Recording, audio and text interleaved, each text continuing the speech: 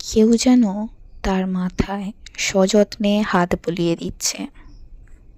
রজত চমকে ওঠে, কারণ একমাত্র অনামিকাই ওর মাথায় এভাবে হাত বুলিয়ে দিত।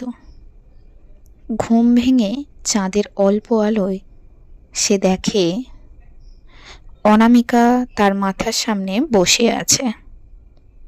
রজত জিজ্ঞাসা করল, অনামিকা, কোথায় ছিলে তুমি? তোমাকে কোথায় কোথায় খুঁজেছি তুমি জানো? তুমি ভাবতেই পারবে না আমি তোমাকে কোথায় কোথায় খুঁজেছি। তুমি তো জানো তোমাকে ছাড়া আমি একদমই থাকতে পারি না। আমরা তোমাকে নিয়ে অনেক চিন্তায় ছিলাম।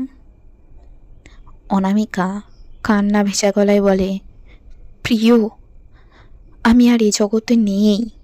তোমাকে ছেড়ে আমি অনেক দূরে চলে গিয়েছি। আমাকে খুন করা হয়েছে অনেক কষ্টে।